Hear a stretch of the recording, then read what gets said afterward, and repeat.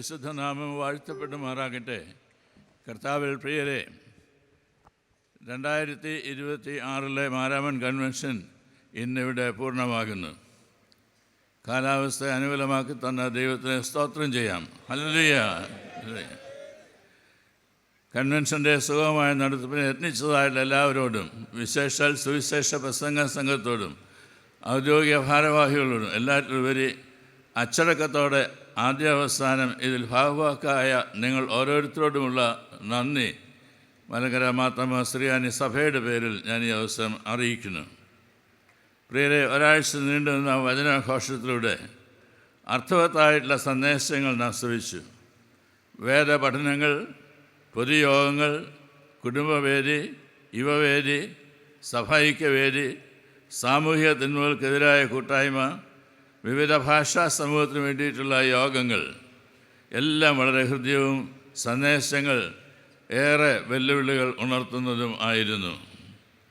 ക്രിസ്തു ലോകത്തെ രൂപാന്തരപ്പെടുത്തുന്നുവെന്നും ലോകം പ്രക്ഷുബ്ധമാകുമ്പോൾ വിശ്വാസം മുറുകെ പിടിക്കണമെന്നും ദൈവത്തിൻ്റെ ആത്മാവെ നമ്മുടെ ഉള്ളിലേക്ക് പ്രവേശിക്കുമ്പോൾ രൂപാന്തരം സാധ്യമാകുമെന്നും ചേർത്ത നിർത്തലിലൂടെ പുതു ചരിത്രം എഴുതുവാൻ സാധിക്കുമെന്നും ചരിത്രത്തിലുണ്ടായിരിക്കുന്ന മുറിവുകളെ ഉണക്കുവാൻ സഭകൾക്ക് കഴിയണമെന്നും വിഭജനവും വേർപാടും വേർതിരിക്കലും സഭയുടെ അനൈക്യവും സുവിശേഷത്തിന് തടസ്സമാണെന്നും സ്നേഹത്തിൻ്റെ ആത്മാവിൽ നടക്കുന്ന നമ്പരങ്ങളിലേക്ക് ഇറങ്ങിച്ചെല്ലുന്ന ക്രിസ്തുഭാവം നമ്മളുണ്ടാകണമെന്നും സമൂഹത്തെ കാർന്നു തിന്നുന്ന ലഹരിക്കെതിരെ പ്രതിജ്ഞാബദ്ധരായി ജീവിക്കണമെന്നും 2026 കൺവെൻഷൻ നമ്മളെല്ലാവരെയും ആഹ്വാനം ചെയ്തു.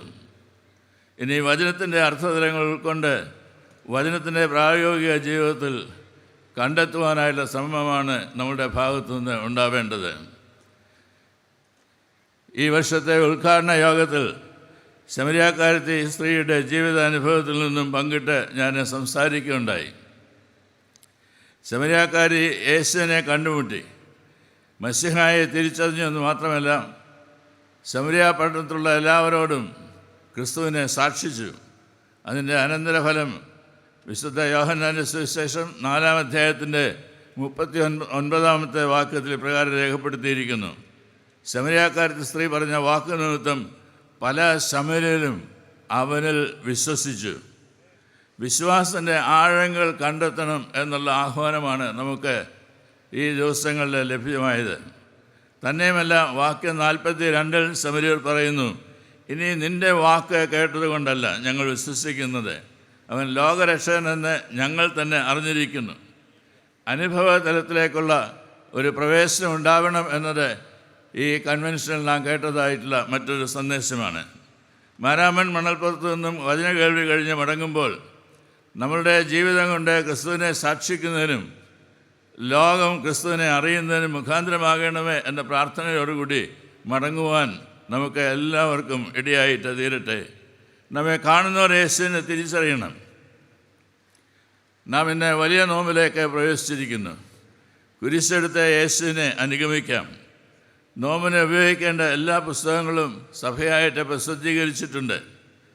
മാർത്തോമാ പ്രസ്സിനെ പ്രത്യേകം ഓർത്ത് ഞാൻ ദൈവത്തിന് സ്തോത്രം ചെയ്യുന്നു. പ്രാർത്ഥന, ഉപവാസം, ദാനധർമ്മം. പ്രാർത്ഥന, ഉപവാസം, ദാനധർമ്മം, ഇത് മൂന്നുമാണ് ഈ വലിയ നോമ്പിലേക്ക് പ്രവേശിക്കുന്ന അവസരത്തിൽ നാം ഓർത്തിരിക്കേണ്ടത്. മനുഷ്യനെ ദൈവത്തിൽ നിന്ന് അകറ്റുന്ന അനേകം സാമൂഹിക തിന്മകൾക്ക് മധ്യത്തിലാണ് നാം ജീവിക്കുന്നത്. തിന്മശക്തികൾ ലോകത്തെ കാർന്നു തിന്നുമ്പോൾ അതിനെ നേരിടാൻ സഭ ശക്തമായിട്ട് തീരണം. സഭ ഈ ലോകത്തിൻ്റെ വെല്ലുവിളികൾ ഏറ്റെടുത്ത് ക്രിയാത്മകമായിട്ട് പ്രവർത്തിക്കണം. ജീവിതത്തിന് താളം തെറ്റിക്കുന്ന ലഹരി വസ്തുക്കൾ ആസക്തിയുടെ കാണാക്കയത്തിലേക്ക് നമ്മെ ഓരോരുത്തരെയും എത്തിക്കുന്നു. ലഹരിയോടൊപ്പം ജാതി, മത, വർണ്ണ, ലിംഗ വേർതിരിവുകളും സാമൂഹിക തിന്മയായിട്ട് കാണേണ്ടിയിരിക്കുന്നു.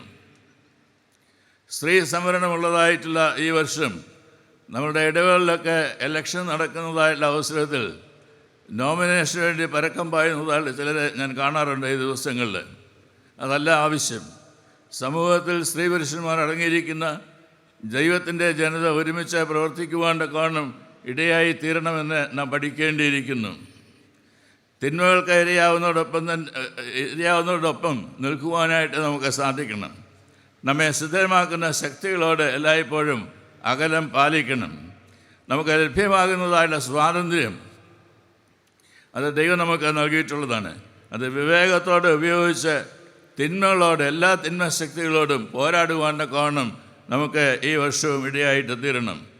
നമുക്ക് ലഭ്യമാകുന്നതായുള്ള സ്വാതന്ത്ര്യം വിവേകത്തോടെ ഉപയോഗിച്ച് തിന്മകളോട് പോരാടുന്നതായുള്ള ഒരു ജീവിത ശൈലി, അതിന് രൂപം കൊടുക്കുവാൻ്റെ കോണം നമുക്കെല്ലാവർക്കും ഇടയാകട്ടെ. നാം ക്രിസ്തു ഉള്ളവരായിട്ട് തീരണം.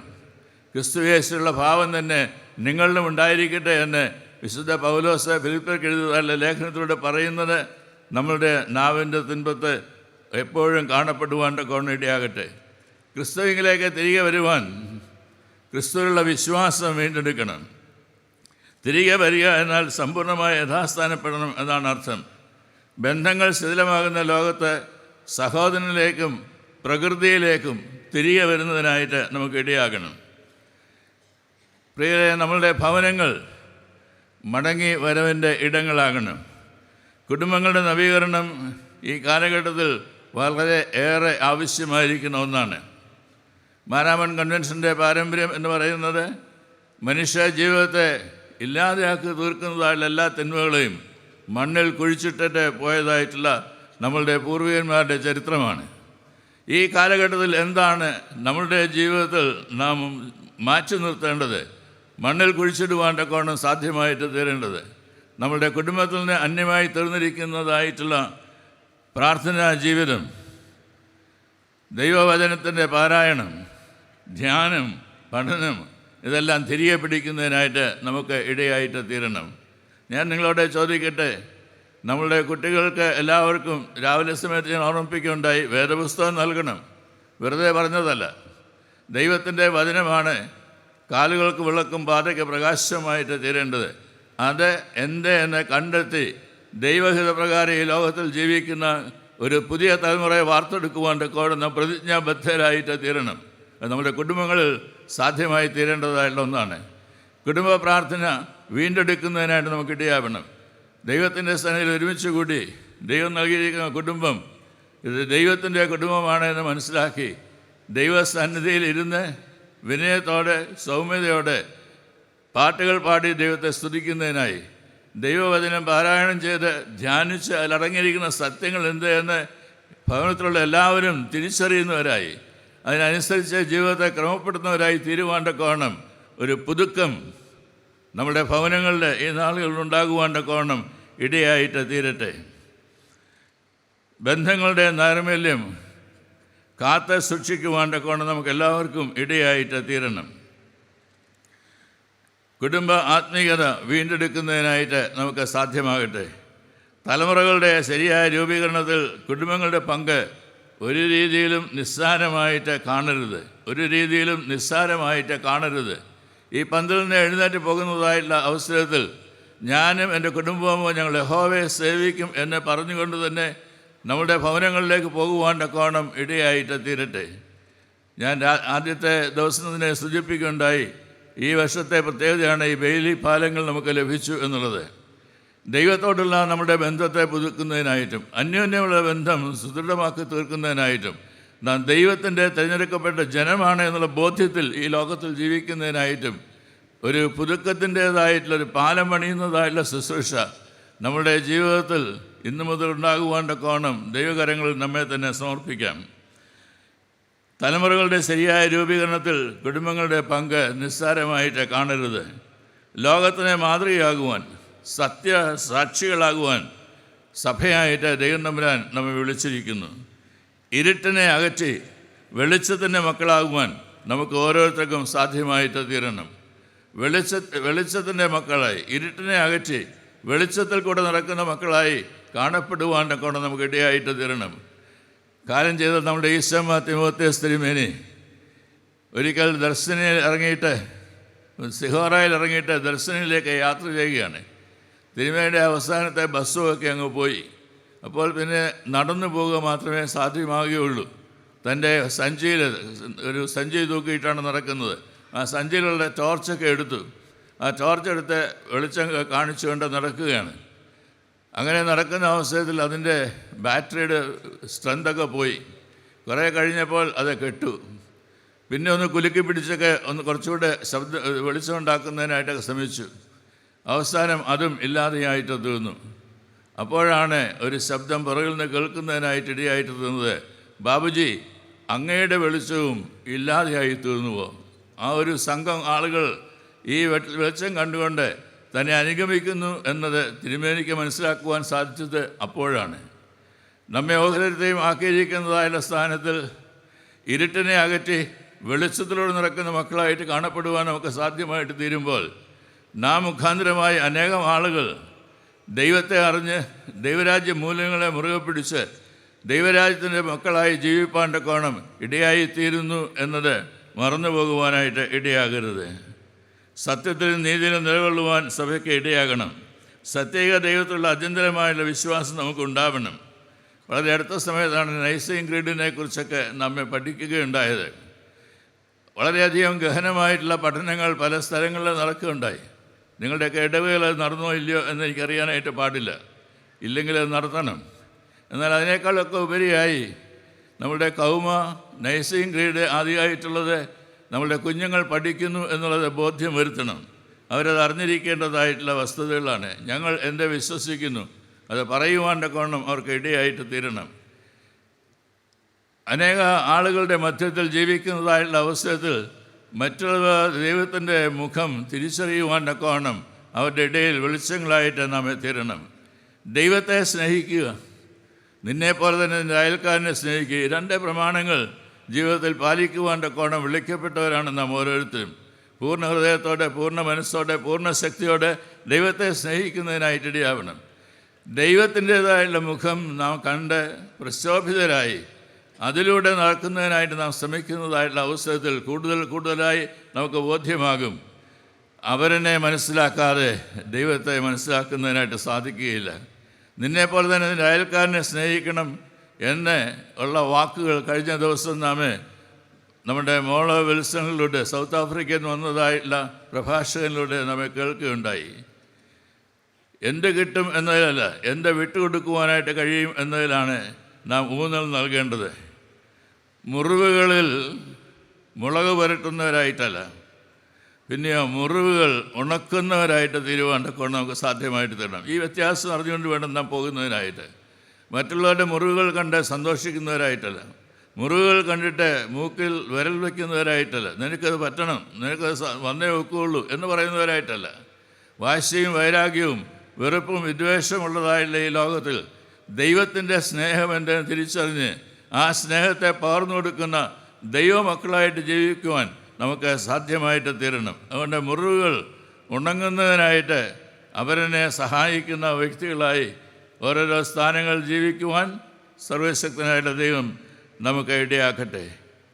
വിട പറയുന്നതിന് മുമ്പേ കഴിഞ്ഞ ദിവസം 4 പേർക്ക് പുതുജീവനേകി ഇന്ന് ശവസംസ്കാരം നടക്കുന്നതായിട്ടുള്ള 10 വയസ്സുള്ളതായിട്ടുള്ള ആലൻ ഷെറിൻ ആ ജീവിതത്തെക്കുറിച്ച് നാം കേൾക്കുകയുണ്ടായി. വാഹന അപകടത്തിൽ പരിക്കേറ്റ ദിവസങ്ങളും ചികിത്സയിലായിരുന്ന ആലിൻ്റെ മസ്തിഷ്ക മരണം സ്ഥിരീകരിച്ചതിനെ തുടർന്നാണ് ഗ്രാൻഡ് ഫാദർ റെജി മാതാപിതാക്കളോട് പറഞ്ഞു, അവയവങ്ങൾ ദാനം ചെയ്യാം. മാതാപിതാക്കൾക്ക് താല്പര്യമായിട്ട് തീർന്നു. ആ കുഞ്ഞിൻ്റെ അവയവങ്ങൾ മറ്റുള്ളവരുടെ ജീവന് വേണ്ടിയിട്ട് നൽകുന്നതിനായിട്ടിടയായിട്ട് തീർന്നു. ഹൃദയത്തിൻ്റെ വാൽവ്, കരള് ഇതെല്ലാം തന്നെ നൽകിക്കൊടുക്കുന്നതിനായിട്ടിടയായിട്ട് തീർന്നു. ഗ്രാൻഡ് ഫാദർ റെജി പറയുകയാണ്, ഇത് മുഖാന്തരമായി ഞങ്ങൾക്ക് അലൻ ഷെറിൻ നഷ്ടമായി എങ്കിലും 4 കൊച്ചുമക്കളെയാണ് ദൈവം തമ്പുരാൻ ഞങ്ങൾക്ക് നൽകിയിരിക്കുന്നത്. ഒരു ജീവനിലൂടെ 4 ജീവനെ വീണ്ടെടുക്കുവാൻ തക്കവണ്ണം സാധ്യമായി തീർന്ന ഈ അലൻ ഷെറിൻ നമുക്ക് ഇന്നൊരു മാതൃകയായിട്ട് തീർന്നിരിക്കുകയാണ്.